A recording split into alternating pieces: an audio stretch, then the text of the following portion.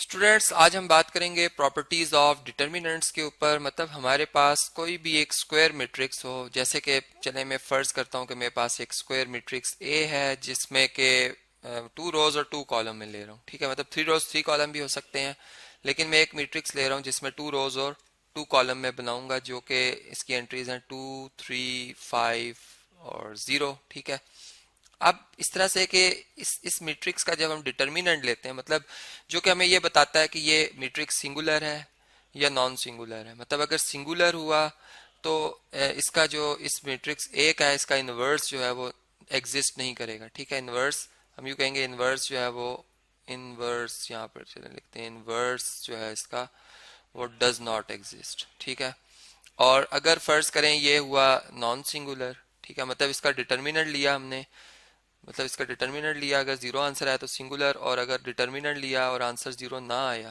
कोई और नंबर आ गया, नेगेटिव भी हो सकता है पॉजिटिव भी, तो हम ये कहेंगे कि इसका इन्वर्स जो होगा फिर वो एग्जिस्ट करेगा। ठीक है, और ये एक नॉन सिंगुलर मैट्रिक्स है। और फिर इसी तरह क्रैमर रूल से या मैट्रिक्स इन्वर्जन मेथड से जो हमने एक सोल्यूशन फाइंड करना एक सीखा हुआ है वो हम निकाल सकते हैं। मतलब ये मैट्रिक्स जो है जिस सिस्टम ऑफ इक्वेशन को रिप्रेजेंट कर रहा है वो आपस में हमें डिटर्मिनेंट बताता है कि वो लाइंस इंटरसेक्ट करेंगी या नहीं करेंगी, या पैरेलल, मतलब पैरेलल होती हैं या इंटरसेक्ट करती हैं। पैरेलल हुई तो सिंगुलर डिटर्मिनेंट जीरो आएगा, और नॉन पैरेलल हुई तो फिर डिटर्मिनेंट जीरो नहीं आएगा। ठीक है, अब इसकी कुछ प्रॉपर्टीज है। मतलब हमने ये देखा कि अगर इस ए मैट्रिक्स का मैं ट्रांसपोज ले लेता हूँ, ठीक है, मैं पहली प्रॉपर्टी के हवाले से बात कर रहा हूँ, मैंने इसका ट्रांसपोज लिया। ट्रांसपोज में हम क्या करते हैं, रोज को कॉलम की जगह पे लिखते हैं या कॉलम्स को रोज में, दोनों में से एक काम करते हैं हम। तो 2, 3 ये इसकी फर्स्ट रो है, इसको मैं फर्स्ट कॉलम में लिख दूंगा 2, 3। ठीक है, उसी तरतीब में। और ये इसके सेकंड रो की एंट्री, इसको मैं सेकंड कॉलम में लिख दूंगा 5, 0। ठीक है, अब ये इसका ट्रांसपोज है और ये मैट्रिक्स है। अब इन दोनों का अगर डिटर्मिनेंट लिया जाए तो हम देखेंगे कि इनके डिटर्मिनेंट में कोई फर्क नहीं है। ठीक है, देखें अगर यहाँ पर कैलकुलेट करें 2, 5 और 3, 0। ठीक है, और जबकि यहाँ पर ए ट्रांसपोज का मैं डिटर्मिनेंट ले रहा हूँ, और यहाँ पर हम डिटर्मिनेंट का सिंबल यूज करेंगे 2, 3, 5, 0। ठीक है, इस तरह से आप देखें डिटर्मिनेंट जो होता है, यहाँ पे मैं सेपरेशन लाइन भी लगा देता हूँ। डिटर्मिनेंट जो होता है वो आप जानते हैं कि पहले प्रिंसिपल डायगोनल की एंट्री को मल्टीप्लाई किया जाता है, फिर जो सेकेंडरी डायगोनल है उनकी एंट्री को मल्टीप्लाई किया जाता है, और फिर उनका डिफरेंस लिया जाता है। 2 को 0 से मल्टीप्लाई करेंगे 0, -5 को 3 से 15, तो हमारा आंसर आएगा -15। ठीक है, ए डिटर्मिनेंट आया -15। और यहाँ पर ए ट्रांसपोज का अगर हम डिटर्मिनेंट लें, यहाँ पर ए का था जी, तो ये हमारे पास क्या आएगा, 2 0 से मल्टीप्लाई होकर 0 और 3 5 से मल्टीप्लाई होकर -15। ठीक है, मतलब डिफरेंस लेंगे तो ए ट्रांसपोज का जो डिटर्मिनेंट है वो भी हमारे पास -15 आ रहा है। इसका मतलब ये दोनों क्या है, आपस में बराबर है। ठीक है जी, डिटर्मिनेंट्स में ये आपस में क्या होते हैं, इक्वल होते हैं। ये इसकी है फर्स्ट प्रॉपर्टी। ठीक है, डिटर्मिनेंट्स मतलब कोई भी मैट्रिक्स जिसका डिटर्मिनेंट स्क्वायर मैट्रिक्स है, हम जानते हैं डिटर्मिनेंट एग्जिस्ट करता है, तो फिर उसमें ये प्रॉपर्टी भी एग्जिस्ट करेगी। सेकंड अगर प्रॉपर्टी को अगर हम देख लें तो सेकंड हम ये बात कर रहे होते हैं कि अगर अगर हम एक मैट्रिक्स ए ले लेते हैं, ठीक है, चले मैं एक मैट्रिक्स ए लेता हूँ जिसकी एंट्रीज हैं 3, 4, 1, 2। ठीक है, अब मैं इसमें ऐसा करता हूँ कि एक और मैट्रिक्स बनाता हूँ, ठीक है, जिसमें मैं इसकी एंट्रीज को चेंज कर देता हूँ। मैं बी मैट्रिक्स बनाता हूँ, और बी और ए में रिलेशन ये मैंने रखा है कि जो ए मैट्रिक्स का पहला कॉलम है ये वाला, सॉरी, या ए का जो पहला कॉलम है बी का दूसरा कॉलम बन जाए, 3, 4 इधर आ जाए और 1, 2 इधर आ जाए। ठीक है, मतलब कॉलम्स को आपस में इंटरचेंज किया। ये ट्रांसपोज में हम क्या करते हैं, रोज को कॉलम में, तो रो को कॉलम की जगह लिखते हैं, लेकिन यहाँ पर कॉलम को कॉलम से रिप्लेस किया। तो अब क्या होगा, मतलब ए का डिटर्मिनेंट अगर हम लेते हैं तो आप देख रहे हैं कि यहाँ पर 3, 4, 1, 2। ठीक है, यहाँ पे अगर हम बी का ट्रांसपोज लें, सॉरी डिटर्मिनेंट लेंगे, तो यहाँ पर लिखेंगे 1, 2, 3, 4। ठीक है, अब देखें इनमें क्या रिलेशन आता है। 3 2 से मल्टीप्लाई करेंगे 6 आएगा, -4 1 से मल्टीप्लाई होकर 4, 6 - 4 2।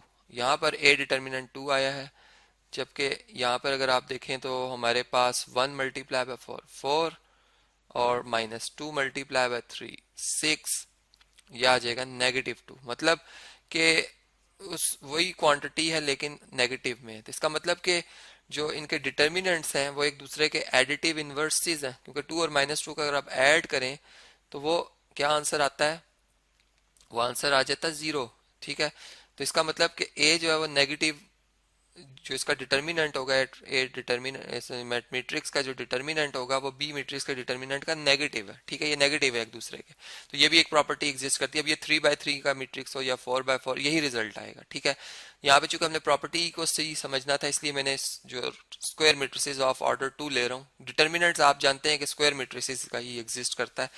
इसी तरह अगर एक मैट्रिक्स हमारा ऐसा हो कि उसकी 2 रोज एक ही जैसी हो, मतलब मैं बना ही 2 रोज वाला और 2 कॉलम वाला रहा हूँ। ठीक है, तो ये देखें इसमें मैंने 2 रोज या 2 कॉलम एक जैसे रखे हैं। अब रोज मैंने एक जैसी नहीं रखी लेकिन कॉलम एक जैसे रखे हैं। रोज भी एक जैसी मैं रख सकता था, मतलब मैं अगर बी मैट्रिक्स बनाऊं जिसमें मैं जो है वो रोज एक जैसी रख लूं, जैसे यहाँ पर 2 3, तो यहाँ भी 2 3 आ रहा है। ठीक है, तो अब ये रोज एक जैसी हैं। अब इन दोनों का जो अगर हम डिटर्मिनेंट लेंगे वो 0 आएगा। ठीक है, ये कैसे आएगा जी, आप देख सकते हैं यहाँ पे हम लिखेंगे 1 2 1 2, 1 × 2 2 आ जाएगा, और इस तरह 2 × 1 भी 2 आ जाएगा, आंसर आएगा 0। ठीक है, इसका मतलब ये सारे ऐसे मैट्रिसेस जिनमें 2 रोज आइडेंटिकल होती हैं या 2 कॉलम्स आइडेंटिकल होते हैं, इसमें रोज आइडेंटिकल है, तो ये सारे के सारे सिंगुलर मैट्रिसेस होते हैं। ठीक है, ये भी हमें एक चीज पता चल रही है यहाँ से। ठीक है, यहाँ पर 3 3, तो अगर आप देखें तो 2 3 से मल्टीप्लाई होकर आ जाएगा 6, और यहाँ भी आ जाएगा 6, तो इसका भी आंसर क्या आ रहा है, 0 आ रहा है। तो ओवरऑल हमने ये एक प्रॉपर्टी डिटर्मिनेंट की एक और भी समझ ली यहाँ से। इसी तरह अगर इससे नेक्स्ट अगर हम एक प्रॉपर्टी देखें, इसको मैं फोर्थ प्रॉपर्टी कह देता हूँ। ठीक है, इसमें क्या है जी कि अगर हमारे जो एक मैट्रिक्स है उसकी एक रो की या एक कॉलम की एंट्री सारी 0 हो जाए, मतलब 0 और 0, और दूसरी एंट्री कुछ भी हो जाए, मतलब -5 बना दिया, इसको √3 रख लिया। ठीक है, या फिर हम एक और मैट्रिक्स लेते हैं, जिसमें एक रो को, यहाँ पे मैंने एक कॉलम को इसकी एंट्रीज को 0 रखा था, अब मैं एक रो की एंट्री को 0 रखता हूँ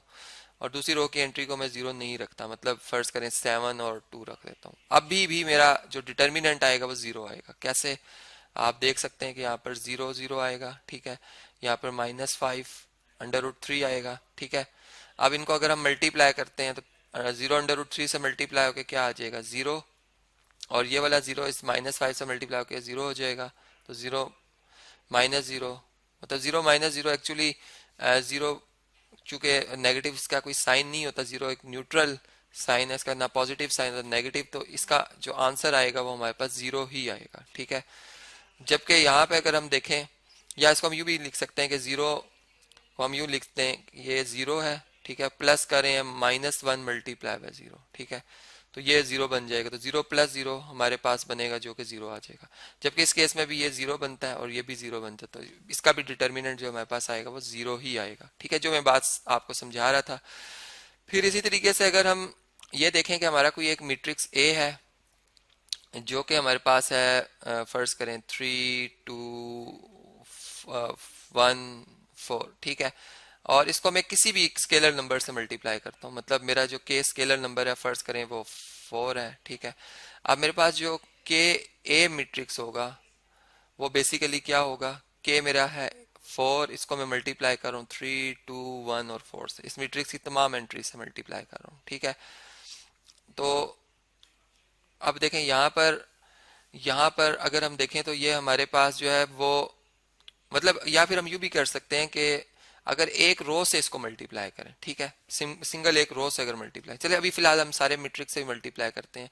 ये बन जाएगा 12, ये बन जाएगा 4, ये बन जाएगा, कितना बन जाएगा जी, 4 2 जार 8, और ये बन जाएगा 16। ठीक है, अगर आप ए डिटर्मिनेंट लें, ठीक है, ए डिटर्मिनेंट क्या आएगा हमारे पास, 3 4 से मल्टीप्लाई होकर 12 और 2 1 से मल्टीप्लाई होकर 2, तो 12 - 2, ए डिटर्मिनेंट आता है 10। ठीक है, और जो के ए मैट्रिक्स है इसका डिटर्मिनेंट अगर हम लें तो क्या आएगा, 12 16 से मल्टीप्लाई होगा। ठीक है, इसको चलें कैलकुलेट करते हैं हम, ये कितना आंसर, यह आ जाता है 192। ठीक है, 192, और इसमें से हम माइनस करेंगे 8 4 से मल्टीप्लाई होकर 32, तो ये आता है 160। ठीक है, और अगर आप देखें तो इसमें 4 का स्क्वायर मतलब के दो रोज से मल्टीप्लाई हुआ है, ठीक है। तो अगर मैं के स्क्वायर को ए डिटर्मिनेंट से मल्टीप्लाई करूं, जो कि 16 मल्टीप्लाई बाय 10 है, तो वो भी 160 बनता है। तो ये भी एक प्रॉपर्टी है हमारे पास।